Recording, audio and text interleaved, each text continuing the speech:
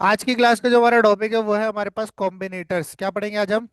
कॉम्बिनेटर्स। ठीक है। कॉम्बिनेटर से हमारा वर्ड निकलता है कंबाइन करना। क्या मतलब है इसका? कंबाइन करना। बेसिकली इसका जो रिलेशन है सीधा सीधा सेलेक्टर्स के साथ है। सेलेक्टर्स क्या होते हैं? जैसे हमने पढ़े थे क्लास एलिमेंट्स को सेलेक्ट करने के लिए आईडी पढ़ा था, हमने टाइप सेलेक्टर पढ़ा था और यूनिवर्सल पढ़ा था, ऐसा ही है। ये कहलाते हैं सेलेक्टर्स। ठीक है। अच्छा, अब सेलेक्टर्स जो हम लिखते हैं, एक होते हैं आपके पास सिंपल सेलेक्टर्स। क्या होते हैं? Simple selectors. और एक होते हैं आपके पास कॉम्प्लेक्स सेलेक्टर्स। क्या होता है? Complex selectors. अब इससे क्या मुराद है सिंपल और कॉम्प्लेक्स है? आओ इसको हम एक एग्जांपल के जरिए समझते हैं। यहाँ पर हम लोग एक फोल्डर ओपन कर लेते हैं अपने सीएसएस में, कॉम्बिनेटर्स नाम से। ठीक है। और इसको हम ओपन कर लेते हैं अपने वीएस कोड में। यहाँ पर एक फाइल क्रिएट करते हैं index.html। ठीक है। और यहाँ पर हम बॉयलर प्लेट इंसर्ट करके यहाँ पर एक पैराग्राफ लगाते हैं। ठीक है। और यहाँ पर मैंने एक पैराग्राफ लिखा लॉरेम 10। क्या लिखा? लॉरेम 10। सीएसएस में इसको हम कैसे एक्सेस कर सकते हैं? एक हम टाइप सेलेक्टर के जरिए कर सकते हैं, डायरेक्ट पी लिख के। ऐसा ही है। इसको हम क्लास दे सकते हैं, यहाँ हम आईडी दे सकते हैं। ठीक है। यहाँ पर मैंने पैरा की क्लास दे दी, तो यहाँ पर मैं क्या लिख दूंगा? Dot para. ये कहलाता है सिंपल सेलेक्टर। एक एलिमेंट था, आपने उसको क्लास दी या उसके नाम से उसे एक्सेस किया, उसे आईडी दिया, उसके आईडी से आपको ने सिंपल एक वर्ड में उसे सेलेक्ट कर लिया। ये कहलाता है सिंपल सेलेक्टर। क्या कहलाता है? Simple selector. इसके बरक्स, ठीक है, अगर मेरे पास यहाँ पर एक बॉक्स वन है। क्या है? एक बॉक्स वन है। और आपका जो पैराग्राफ है वो इस बॉक्स के अंदर रखा हुआ है। किसमें रखा हुआ है? इस बॉक्स के अंदर। इसी बॉक्स को मैंने एक दफा और रिपीट किया। क्या रिपीट किया? एक दफा और रिपीट किया। और यहाँ पर मैंने कर दिया बॉक्स टू। अब मेरे पास दो बॉक्स हैं और दोनों में पैराग्राफ मौजूद है, लेकिन पैराग्राफ की क्लास जो है वो दोनों की सेम है। पैराग्राफ की क्लास क्या है? क्या है? पैरा। क्या क्लास है? पैरा क्लास है। तो इस सिनेरियो में हम क्या करेंगे? देखो, अगर मैं पैरा को जाके कलर देता हूँ रेड। क्या कलर दे दिया मैंने?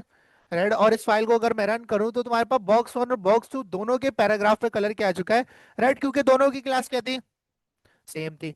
अब यहाँ पर आपको पेरेंट टू चाइल्ड रिलेशन करके इसको सेलेक्ट करना है। ठीक है। तो आपके पास यही कहलाते हैं कॉम्बिनेटर्स। कॉम्बिनेटर्स क्या होते हैं? CSS combinator defines the relationship between two selectors. ये क्या करते हैं? एटलीस्ट दो सेलेक्टर के बीच में रिलेशनशिप डिफाइन करते हैं, या कॉम्प्लेक्स सेलेक्टर्स के बीच रिलेशनशिप डिफाइन करते हैं। अभी जो मैंने तरीका अपनाया वो सिंपल सेलेक्टर का था। मैंने सीधी सीधी डॉट पैरा ओपन किया और अपना कलर दे दिया। अब आपको पता है कि अगर दोनों का अलग टारगेट करना है तो मुझे क्या करना पड़ेगा? एक को पैरा वन देना पड़ेगा, एक को पैरा टू। मेरा एक सीएसएस ऑब्जेक्ट एक्स्ट्रा खुलेगा। मतलब डॉट पैरा वन को अलग कलर दूं, फिर डॉट पैरा खोल के एक अलग कलर दूं। ठीक है। तो इससे लाइन ऑफ कोड भी बढ़ जाएगा। बात समझ आ रही? अगर मैं इसके बारे में चाहता हूं कि भाई आपके पास में जो ये पैरा है, यानी जो पैराग्राफ है, इसका रेफरेंस मैं इसके पेरेंट से लेना चाहता हूँ। किससे लेना चाहता हूँ? तो ये कहला गया दो सेलेक्टर के बीच रिलेशनशिप। कि भाई आप पेरेंट का और चाइल्ड के रिलेशनशिप से आप कोई चीज सेलेक्ट कर रहे हो। ठीक है। अब यहाँ पर अगर मैं चाहता हूं कि सिर्फ जो पहला वाला पैरा है वो सेलेक्ट हो, तो मैं कहूंगा जो डॉट बॉक्स वन के अंदर पैराग्राफ रखा हुआ है उसे सेलेक्ट करो। अभी जो मैंने यहाँ पर किया है पैरा, इसका मतलब है भाई इस डॉक्यूमेंट पे जितने भी वो एलिमेंट जिनकी क्लास है पैरा, उस पे कलर क्या कर दो? रेड कर दो। लेकिन अब मैं चाहता हूं कि आपके पास जो डिव है जिसकी क्लास है बॉक्स वन, उस बॉक्स वन डिव के अंदर जो उसका चाइल्ड पैरा है उसको आपने टारगेट करके कलर देना है, ना कि बॉक्स टू वाले पैरा को।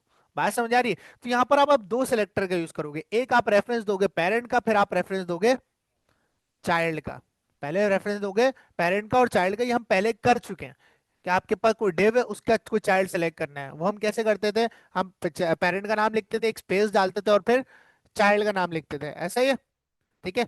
तो ये आपके पास सीएसएस कॉम्बिनेटर्स कहलाते हैं। CSS selectors are patterns used to select elements for styling. ये सेलेक्टर्स बता रहे हैं कि भाई पैटर्न्स होते हैं आपके एलिमेंट्स को सेलेक्ट करने के लिए और उन्हें स्टाइल करने के लिए काम आते हैं। सेलेक्टर्स हम पढ़ चुके हैं, आईडी क्लास यूनिवर्सल ये सब पढ़ चुके हैं। ठीक है। A CSS selector can be complex और सिंपल। एक सीएसएस सेलेक्टर कॉम्प्लेक्स भी हो सकता है और सिंपल। अभी जो मैंने किया मैंने सिंपल सिंपल कर दिया। लेकिन ये कॉम्प्लेक्स अगर इसको बनाना हो तो मैं इससे पीछे लिख दूंगा डॉट बॉक्स वन स्पेस। ये हो गया कॉम्प्लेक्स सेलेक्टर। क्या हो गया? जहां पर दो सेलेक्टर एक साथ में रिलेशनशिप में डिफाइन कर रहा हूं। अब इस सेलेक्टर का मतलब है कि डॉट बॉक्स के अंदर जो डॉट पैरा रखा हुआ है उसे सेलेक्ट करो और उसको कलर क्या कर दो? रेड कर दो। अब बॉक्स टू वाले पैरा पे ये चीज अप्लाई नहीं होगी, ऑल दो आपने दोनों पैरा को सेम क्लास दी हुई है। यहाँ पर आपने रेफरेंस दे दिया किसका, उसके पेरेंट का रेफरेंस दे दिया है। बात समझ आ रही है? ठीक है। Consisting of more than one selector connected using combinators, जहां पर आपके पास दो सेलेक्टर्स आपको एक साथ डिफाइन करने हैं रेफरेंस के तौर पर, तो वहां पर आप बीच में क्या यूज करते हो, कॉम्बिनेटर्स का यूज करते हो। किसका यूज करते हो? कॉम्बिनेटर्स एक स्पेशल सिंबल्स होते हैं जो आपके दोनों सेलेक्टर के बीच रिलेशनशिप डिफाइन करते हैं। यहाँ पर आपके पास ये एक सेलेक्टर ये रहा डॉट बॉक्स वन, और दूसरा सेलेक्टर डॉट पैरा, इनके बीच में क्या है, स्पेस है। इन दोनों के बीच में क्या है, स्पेस है। तो ये आपके पास ये पहला कॉम्बिनेटर है। अब यहां पर लिखो कॉम्बिनेटर्स की टाइप्स, टाइप्स ऑफ कॉम्बिनेटर्स। ठीक है। कॉम्बिनेटर्स की टाइप में सबसे पहला आपके पास आ जाता है डिसेंडेंट कॉम्बिनेटर। कौन सा आ जाता है? डिसेंडेंट कॉम्बिनेटर, जिसको हम ये जो स्पेस है इसको हम डिसेंडेंट कॉम्बिनेटर कहते हैं। ये जो दो सेलेक्टर लगाए थे इनके बीच जो स्पेस था बेसिकली इसको हम कहते हैं डिसेंडेंट कॉम्बिनेटर। क्या कहते हैं? इसका कोई सिंबल नहीं होता। आपने पेरेंट लिखा, बीच में स्पेस लगाया और चाइल्ड लिखा, ये जो बीच में स्पेस है ना इसे कहते हैं डिसेंडेंट कॉम्बिनेटर। क्या कहते हैं? Descendant combinator. अब यहां पर इसका क्या मतलब है कि आप पेरेंट के रेफरेंस से चाइल्ड टारगेट कर रहे हो। बात समझ आ रही है? आप बोल लोगे फलाने पेरेंट का फलाना चाइल्ड टारगेट करो, मुझे सारे चाइल्ड वाले नहीं चाहिए। बात समझ आ रही? ठीक है। अगर मैं यहां पर एक एग्जांपल लूं, अगर मैं क्लास पैरा हटा दूं, मैंने यहां से क्लास पैरा रिमूव कर दी दोनों में से, ठीक है। अब देखो बॉक्स वन मौजूद है और बॉक्स टू मौजूद है, दोनों में पैराग्राफ लगा हुआ है, दोनों का पी टैग है। अगर मैं यहाँ पर लिख दूं खाली पी, क्या लिख दूं? पी। ये सिंपल सेलेक्टर है, पी का मतलब है इस डॉक्यूमेंट पे जितने भी पैराग्राफ के टैग होंगे उनका कलर क्या हो जाएगा, रेड। तो आप देखो दोनों का रेड हुआ हुआ है। लेकिन अगर मैं पी से पहले ये लिख दूं कि डॉट बॉक्स वन और स्पेस, स्पेस यानी डिसेंडेंट कॉम्बिनेटर, स्पेस यानी डिसेंडेंट कॉम्बिनेटर के पेरेंट का रेफरेंस दोगे फिर उसके चाइल्ड का, तो आपने उसका कलर चेंज किया क्या, रेड। तो आप बोलोगे जो डॉट बॉक्स है उसका जो चाइल्ड है पी, उसका कलर क्या कर दो आप, रेड कर दो। ये क्या कहलाता है? डिसेंडेंट कॉम्बिनेटर कहलाता है। बात समझ आ रही है? ठीक है। तो इस तरह से आप रेफरेंस दे सकते हो। अगर ये आपके पास ना होता तो फिर आप पैराग्राफ को एक अलग क्लास देते, उसे अलग टारगेट करते, उसके पेरेंट को अलग क्लास देते, उसे अलग टारगेट करते। अब यहाँ पर मुझे पैराग्राफ को क्लास देने की जरूरत नहीं है, मैं डायरेक्ट टाइप सिलेक्टर से उसे एक्सेस कर सकता हूँ। बात समझ आ रही है? तो कॉम्बिनेटर यहाँ पर आपको काम आ जाते हैं। अच्छा, एक और मेरा यहाँ पर सवाल है। ये मैंने बॉक्स टू यहाँ से हटा दिया, बॉक्स टू मैंने यहाँ से हटा दिया, ये बॉक्स वन का डिव है यहाँ खत्म हो रहा है, और पैराग्राफ के नीचे आया मैं, उसी डिव के अंदर हूं, और यहाँ पर इस बॉक्स को मैं कह देता हूँ पेरेंट। क्या कह देता हूँ? पेरेंट। और इस बॉक्स के अंदर मैंने पैराग्राफ के बाद एक सब पेरेंट नाम का एक डिव बना लिया। क्या बना लिया? पेरेंट के अंदर ये डिव, किसके अंदर है, पेरेंट के अंदर ही है। और उसके अंदर मैंने एक और पी लिखा और इसमें मैंने लिख दिया लॉरेम 20। मैंने क्या किया, एक डिव बनाया पेरेंट जो कि सब कुछ इसी में रखा हुआ है। किस में रखा हुआ है? डिव पेरेंट के अंदर। अब जो पी ये वाला पैराग्राफ है वो डायरेक्ट चाइल्ड है किसका, इस पेरेंट का, ठीक है। और ये वाला जो पैराग्राफ है ये ग्रैंड चाइल्ड है इसका, और इसका पेरेंट कौन है, सब पेरेंट का डिव है। ऐसा ही है। अच्छा, अगर मैं यहां लिखता हूं डॉट पेरेंट और आगे लगाता हूं पी, मैं बोल रहा हूं जो डॉट पेरेंट का डिव है उसके अंदर जो पैराग्राफ रखा हुआ है उसको आप सेलेक्ट करके उसका कलर क्या दे दो। अब बताओ, अब आपके डॉट पेरेंट के अंदर दो पैराग्राफ हैं, एक चाइल्ड है और एक ग्रैंड चाइल्ड है, ऐसा ही है। अब डायरेक्टली जो ये वाला पैराग्राफ है वो डायरेक्टली चाइल्ड नहीं है किसका, पेरेंट का, लेकिन ये वाला पैराग्राफ डायरेक्टली चाइल्ड है इस पेरेंट का। अब मुझे एक बात बताओ कि कलर दोनों पे लगेगा या किस पे लगेगा, ऊपर वाले पे लगेगा, कौन से, इस वाले पैरा पे लगेगा या इस पे भी लगेगा, इस पे लगेगा, ग्रैंड चाइल्ड पे नहीं लगेगा, दोनों पे लगेगा। ठीक है। डिसेंडेंट कॉम्बिनेटर जितने चाइल्ड्स या उसके सब चाइल्ड या सब चाइल्ड होते हैं सब पे वो चीज अप्लाई करते हैं। अगर मैंने लिखा है डॉट पेरेंट के अंदर जो पी टैग है इसका मतलब है डॉट पेरेंट के पैराग्राफ के अंदर जितने भी पी टैग है चाहे वो कितने ही पेरेंट्स सब पेरेंट्स के अंदर रखे हों उन सबको सेलेक्ट कर लेता है। डिसेंडेंट कॉम्बिनेटर क्या करता है, डेप्थ नहीं देखता। वो ग्रैंड ये नहीं देखेगा डायरेक्ट चाइल्ड, वो डायरेक्ट चाइल्ड नहीं देखेगा, वो अपना ग्रैंड चाइल्ड भी देखेगा, उसका ग्रैंड चाइल्ड भी देखेगा, उसका ग्रैंड चाइल्ड भी, सबको सेलेक्ट कर लेता है। हाँ, कितने ही नेस्ट किए हुए हो तुमने, कितने ही अंदर डिव्स बनाए हो, उसके अंदर कितने ही पैराग्राफ्स रखे हो, उन सबको सेलेक्ट कर लेगा। यहाँ पर आए, रिफ्रेश किया, देखो दोनों पे कलर आ रहा है। बात समझ आ रही है? तो डिसेंडेंट कॉम्बिनेटर डेप्थ नहीं देखता। बात समझ आ रही है? ठीक है। हाँ, अब ये अच्छा सवाल है।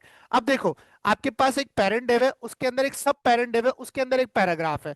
तो अब यहां पर आपने क्या किया, डॉट पेरेंट, उसके अंदर एक डॉट सब पेरेंट है, और उसके अंदर पी है। अब यहां पर आपने ग्रैंड पेरेंट, पेरेंट और उसके चाइल्ड का रेफरेंस दिया। अब जो कलर लगेगा वो सब पेरेंट वाले पैराग्राफ पे लगेगा। किस पे लगेगा?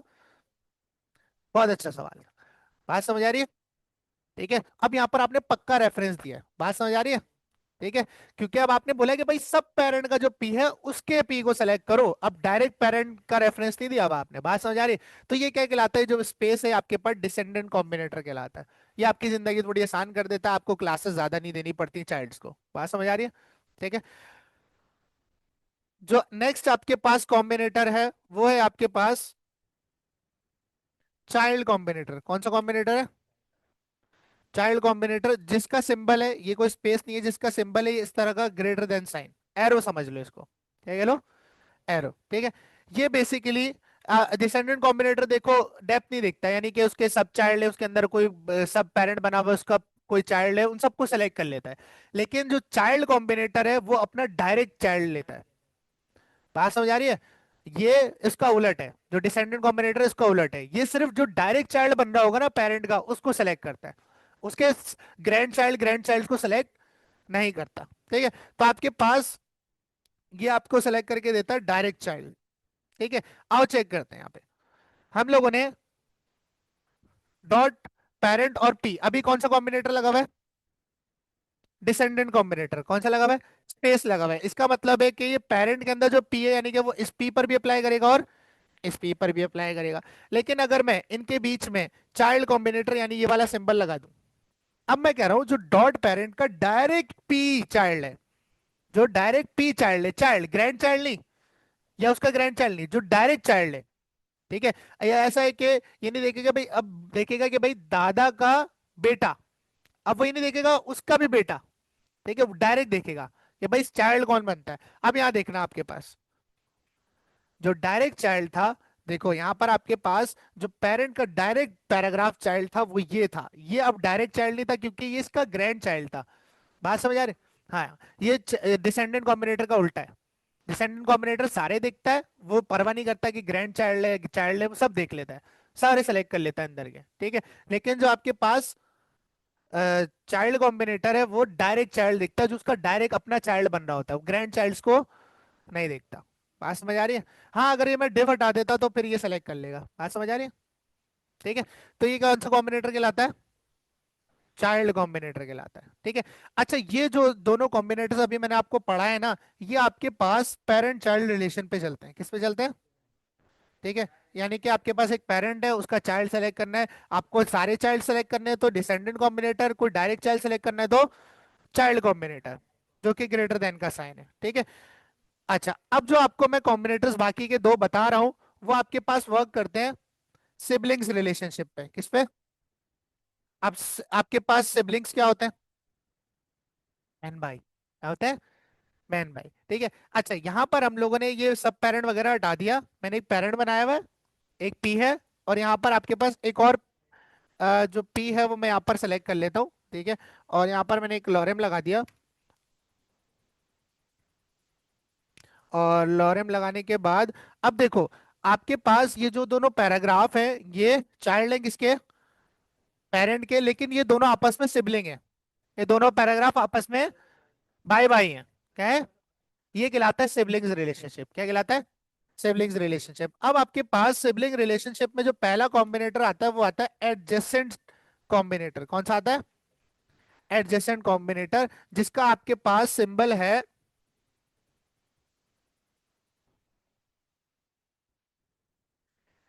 एक सेकेंड, नहीं ये जनरल सिबलिंग का है, एडजेसेंट का प्लस क्या है? प्लस है। ठीक है। जिसका आपके पास सिंबल है प्लस। ठीक है। अब यहाँ देखो एडजेसेंट क्या करता है, the adjacent sibling selector selects an elements that are immediately next to a specified element, this selector selects only the next sibling. अब ये देखो इन्होंने एग्जांपल में क्या दिया हुआ है, इन्होंने एक डिव बनाया हुआ है, फिर एक पैराग्राफ बनाया हुआ है, ठीक है। अब इन्होंने पहले वाले में क्या किया हुआ है, डिव प्लस पे। अब डिव का अब देखो ये डिव और ये पी आपस में भाई भाई हैं, एक दूसरे का बराबर बराबर में रखे हुए, पेरेंट चाइल्ड रिलेशन तो नहीं है ना, ठीक है। अब एक दूसरे का बराबर बराबर में रखे हुए उन्होंने इस पे कलर वगैरह लगाया हुआ है। अब जो डिव के फौरन बाद जो पैराग्राफ होगा ये उसे सेलेक्ट करेगा, ऐसा नहीं कि वो इसको भी सेलेक्ट कर रहा होगा। बात समझ आ रही है? बात समझ आ रही है? जो डिव के फौरन बाद जो उसका भाई होगा उसे सेलेक्ट करेगा। आओ इसको टेस्ट करते हैं, देखो यहां पर मैं एक काम करता हूं, एक H1 लगाता हूं, क्या लगाता हूं, एक H1, और यहां मैंने लिख दिया हेडिंग, क्या लिख दिया, हेडिंग। हेडिंग लगाने के बाद यहां पर एक काम करते हैं, मैंने कहा H1 के साथ जो उसका भाई रखा हुआ है पैराग्राफ उसे सेलेक्ट कर लो। H1 के साथ जो उसका भाई रखा हुआ है, जो उसका सिबलिंग है, पैराग्राफ उसे सेलेक्ट कर लो। H1 को सेलेक्ट नहीं करेगा, किसको सेलेक्ट नहीं करेगा, H1 को नहीं सेलेक्ट करेगा, उसका जो भाई है उसके साथ जो पैराग्राफ रखा हुआ है उसे सेलेक्ट करेगा। बात समझ आ रही है? अब देखो यहां पर मैंने इसको कलर दिया हुआ है रेड, ठीक है। आओ टेस्ट करते हैं यहाँ पर क्या आता है आपके पास, किस पे लगा आपके पास कलर, उसके भाई पर, क्योंकि मैं इसको रेफरेंस दिया था हेडिंग का। अब यहाँ पर मैं क्लास दे के भी दे सकता हूँ, मैंने यहाँ हेडिंग क्लास दे दी, और यहाँ पर मैंने कर दिया डॉट हेडिंग। मैंने कहा जो डॉट हेडिंग क्लास है उसके फौरन बाद जो पैराग्राफ रखा हुआ है। अच्छा अब यहाँ ना फौरन बाद ही होना चाहिए, अगर फॉर एग्जाम्पल H1 और P के बीच में आपने H3 लिख दिया, क्या लिख दिया, H3, तो आपके पास किसी पर भी अप्लाई नहीं होगा। आपके पास जो एडजेसेंट सिबलिंग है, एडजेसेंट कॉम्बिनेटर है, एडजेसेंट सिबलिंग कॉम्बिनेटर है, प्लस ये बोलता है कि भाई आप जिस भाई का रेफरेंस दे रहे हो दूसरे भाई के लिए, वो दोनों बराबर बराबर में होने चाहिए। अगर उनके बीच में कोई तीसरा है तो मैं सेलेक्ट नहीं करूंगा। बात समझ आ रही? ठीक है,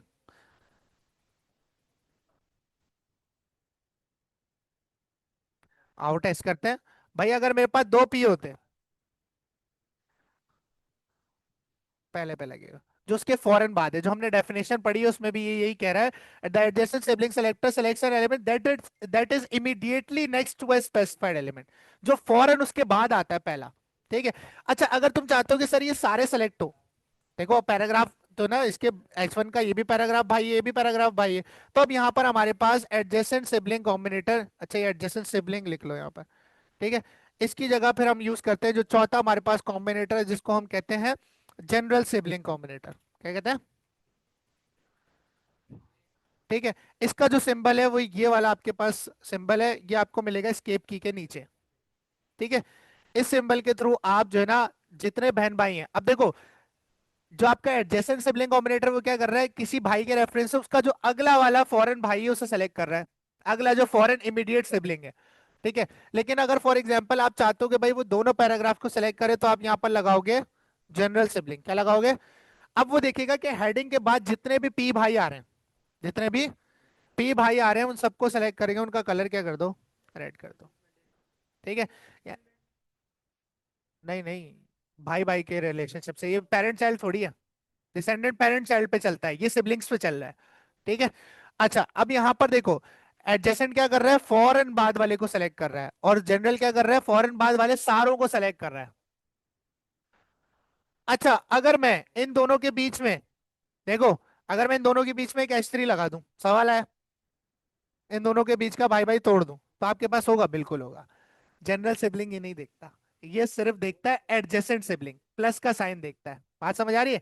सिर्फ प्लस के साइन में रिक्वायरमेंट होती है कि वो उसके फौरन बाद आना चाहिए, कोई तीसरा बीच में आ गया तो इंटरप्शन हो जाएगी, फिर अप्लाई नहीं होगा। लेकिन जनरल सिबलिंग ये नहीं देखता, वो पेरेंट के अंदर जितने भी भाई होते हैं पैराग्राफ उन सबको सेलेक्ट कर लेता है। बात समझ आ रही है?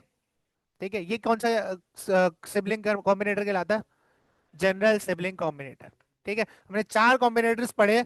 स्पेस यानी डिसेंडेंट कॉम्बिनेटर जो कि पेरेंट चाइल्ड के रिलेशनशिप पे चलता है, वो क्या करता है, पेरेंट के हिसाब से चाइल्ड को सेलेक्ट करता है, लेकिन वो ये नहीं देखता कि ग्रैंड चाइल्ड है, उन सबको सेलेक्ट कर लेता है, ठीक है, ग्रैंड चाइल्ड को, उसके ग्रैंड चाइल्ड को, सबको।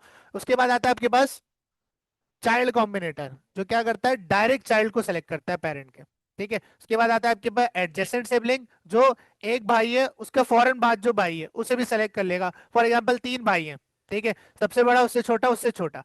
अब जो मैंने बोला कि बड़े वाले भाई से जो छोटा वाला है उससे ये काम करवाना, ठीक है, तो यहाँ पर मैं यूज करूंगा एडजेसेंट सिबलिंग कॉम्बिनेटर, ठीक है, मैंने कहा H1 के बाद जो फॉरेन पैराग्राफ आ रहा है उसे सेलेक्ट कर लो। ठीक है, इसके बरक्स मैंने बोला आपके पास जो बड़ा वाला भाई है उससे छोटा जितने भी हैं, जितने भी भाई हैं, उन सबको सेलेक्ट करो और उन सबसे ही काम करवाओ। तो ये कौन सा सिबलिंग कहलाएगा? जनरल सिबलिंग कॉम्बिनेटर कहलाएगा, है ना।